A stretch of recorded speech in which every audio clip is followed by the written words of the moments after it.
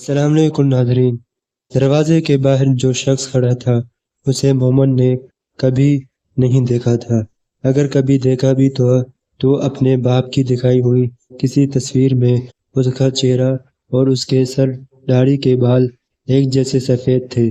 بہت ہلکی داڑھی، بہت گھنے سر کے بال اور بڑھاپے میں بھی ہیرے کی کنی جیسے چمکتی خوبصورت شہد رنگ آنکھیں جو قلب مومن پر جمی تھی۔ کسی مقناطیس کی طرح قلب مومن نے اس دراز قد بوڑھے آدمی کی زبان سے اپنا نام سنا، اس اشتیاق بھرے لہجے میں، لیکن اس نے جواب دینے کے بجائے اس بوڑھے آدمی کے عقبے میں اپنے باپ کے وجود کو کھوجنے کی کوشش کی۔ وہاں کوئی نہیں تھا، صرف وہی بوڑھا شخص تھا اور اس کا ایک بیگ۔ قلب مومن نے بے اختیار پلٹ کر اپنی ماں کو دیکھا۔ اس کے چہرے پر آنکھوں میں اسے وہی مایوسی نظر آئی جو اس کے اپنے چہرے اور آنکھوں میں تھی۔ مومن نے تمہارے دادا، اس نے ماں کو بالآخر کچھ بولتے سنا۔ وہ اب اس کا ہاتھ پکڑے اس شخص کی طرف بڑھا رہی تھی۔ مومن نے سر اٹھا کر ماں کو دیکھا، پھر سامنے کھڑے اس شخص کو۔ جواب پنجوں کے بل اس کے سامنے بیٹھ گیا تھا، اس کے دونوں ہاتھ اپنے ہاتھوں میں لیے اسے دیکھتے ہوئے۔ میرے بابا کہاں ہیں؟ اس نے اس شخص کی آنکھوں میں آنکھیں ڈالے پوچھا تھا۔ وہ میرے پاس نہیں ہیں۔ مومن کے سوال کا جواب اس نے مومن کو نہیں دیا، اس کے عقبے میں کھڑی حسن جہاں کو دیا تھا۔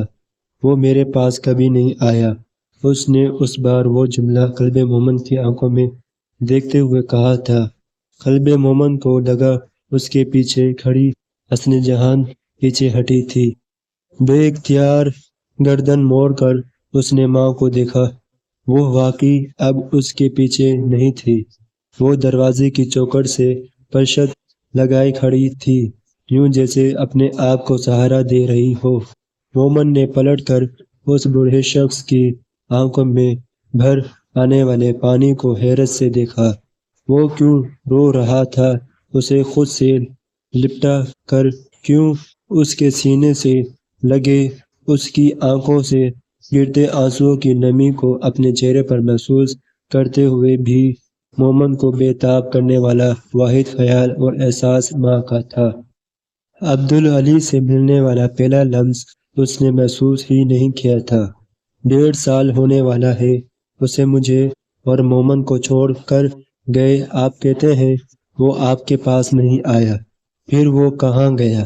اس نے عبدالعلی کے ساتھ اندر کمرے میں آنے کے بعد حسن جہاں کے منہ سے یہ پہلا جملہ سنا۔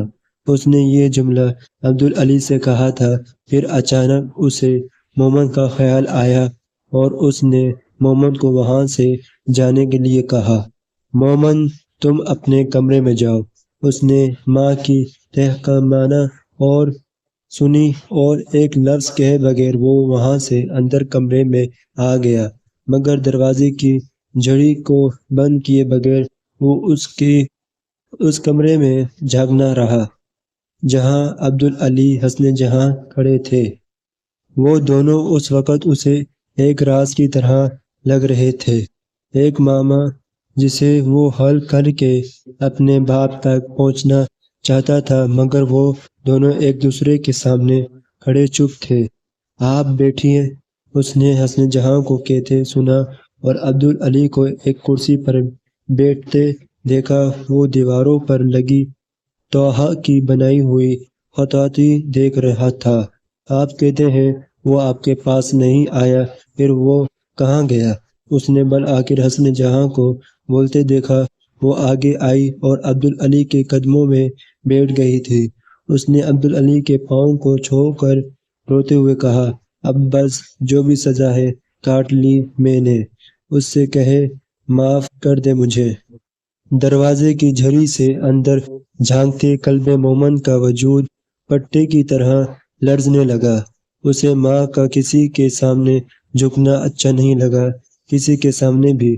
عبدالعلی بے اختیار اپنی جگہ سے اٹھتے تھے۔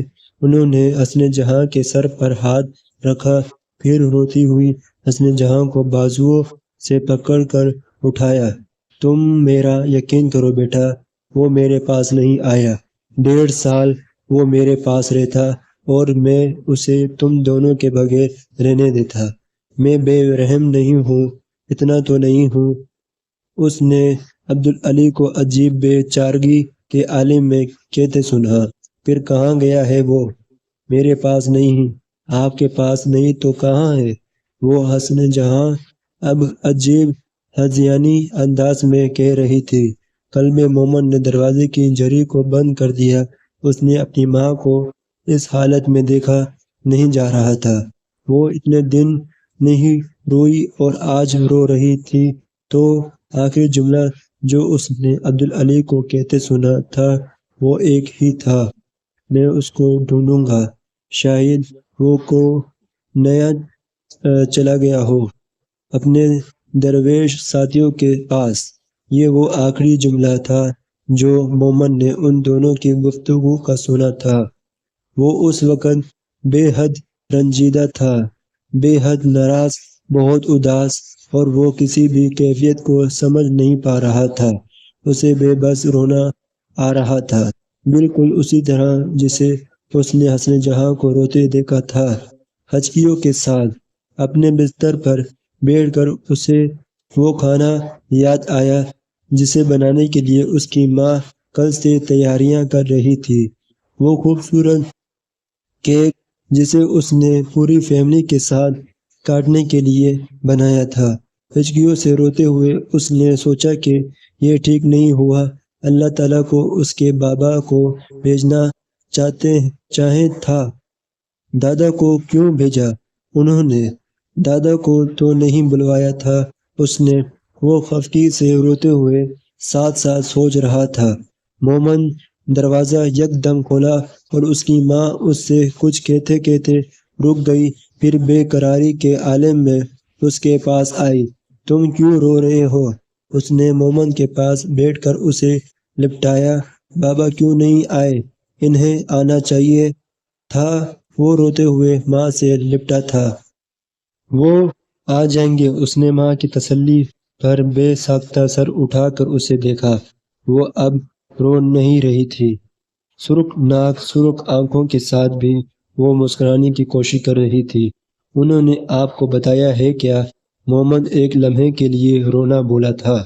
ہاں، تم آ جاؤ، کھانا کھاؤ، تمہارے دادا تمہارے انتظار کر رہے ہیں، اس نے ماں کو نظریں ملائے بغیر کہتے سنا تھا۔ وہ اٹھ کر کھڑی ہو تھی۔ میں دادا سے کیوں ملوں؟ مجھے ان کے ساتھ کھانا نہیں کھانا۔ اسے اس وقت دادا کے علاوہ کوئی اور برا نہیں لگ رہا تھا۔ حسن جہاں ٹھکٹکی، پھر اس نے اس سے کہا، دادا کو تو اللہ نے بھیجا ہے، تم پھر بھی خفا رہو گے ان سے؟ وہ لمحے میں موم ہوا تھا۔ اس کی ماں بلیک میلر تھی۔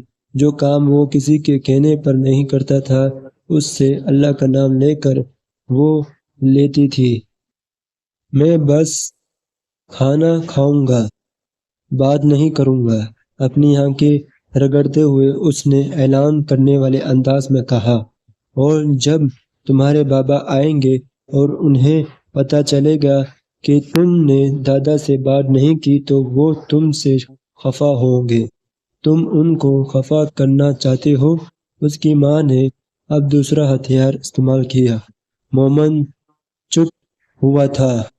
بابا کب آئیں گے؟ اس نے بے قراری سے ماں سے پوچھا۔ جلد ہی، اس نے ماں کی پشتی دیکھی۔ وہ اب بیرونی دروازے کی طرف جا رہی تھی، مگر جانے سے پہلے مومن نے اسے وہ سارا زیور اتار کر ڈریسنگ ٹیبل پر رکھتے دیکھا جو اس کے باپ کے لیے پہنے ہوئے تھی۔ سب کچھ، ہار، جھمکے، انگوٹھیاں، چوڑیاں، بالوں میں لگائی ہوئی پھول دار چمکتی ہوئی سنہری سوئیاں۔ مومن نم آنکھوں کے ساتھ اس کو سب کچھ اتارتے دیکھتا رہا۔ وہ منظر اس کے ذہن پر جیسے نقش ہو گیا تھا۔ ممی، اس نے ماں کو جیسے تکلیف میں مخاطب کیا تھا۔ حسن جہاں نے گردن موڑ کر عجیب خالی نظروں سے اسے دیکھا۔ آپ مجھے ایسے بھی اچھی لگتی ہیں۔ حسن جہاں کی آنکھیں پانی سے اور ہونٹ مسکراہٹ سے لرزے تھے۔ وہ مرہم رکھنے کی کوشش کر رہا تھا اس کے رستے ہوئے زخم پر۔ قلب مومن نے ماں کو سر جھکاتے ہوئے دیکھا۔ اسے تب بھی یہ اندازہ تھا کہ وہ آنسو چھپانا چاہتی ہے۔ وہ ہمیشہ روتے ہوئے اسی طرح سر جھکا کر اس سے آنسو چھپایا کرتی تھی۔ ہم کل تمہارے بابا کو ڈھونڈنے جا رہے ہیں، تم دعا کرنا وہ مل جائے، اس نے بھرائی ہوئی آواز میں جیسے قلب مومن کے سامنے دل کھول دیا تھا۔ ایک لمحہ ضائع کیے بغیر قلب مومن نے دونوں ہاتھ دعا کی شکل میں جوڑ کر آنکھیں بند کر لی۔ مل جائیں گے، ممی کو بابا جلدی مل جائے۔ اس کے ہونٹوں کی حرکت کو کوئی بھی پڑھ لیتا۔ حسن جہاں کو عجیب احساس جرم ہوا۔ وہ کس عمر میں اس سے کیا کروا رہی تھی؟ بے چارگی تھی، بے بسی۔ مل جائیں گے۔ مومن نے اب آنکھیں کھول کر مسکراتے ہوئے ماں کو اطلاع دی۔ حسن جہاں بھی مسکرائی اور اس کے لیے باہ نہیں پھیلائی۔ وہ آ کر لپٹ گیا۔ قلب مومن کی ہر دعا قبول ہوتی تھی، ہر بات پوری ہوتی تھی۔ حسن جہاں کو یقین نہیں، اعتماد تھا۔ اس سے لپٹتے قلب مومن کو یاد آیا اس نے ماں کو وہ خواب نہیں سنایا تھا جو اس نے پچھلی رات دیکھا تھا۔ اگلے کئی دن قلب مومن عبدالعلی اور حسن جہاں کے ساتھ جگہ جگہ پھرتا رہا، ایک شہر سے دوسرے اور دوسرے سے تیسرے۔ اس کے باپ کا کہیں کوئی نام و نشان نہیں ملا تھا، یوں جیسے وہ کہیں غائب ہو گیا ہو۔ حسن جہاں کی انگلی پکڑے مومن زندگی کے ایک نئے چہرے سے روشناس ہو رہا تھا، امید سے نا امیدی سے، آس کے ٹوٹنے سے اور کفر سے جو انہیں سرحدوں کے بیچوں بیچ کہیں اڑتا پھرتا ہے۔ دوسرا پارٹ دیکھنے کے لیے ہمارے چینل کو سبسکرائب اور بیل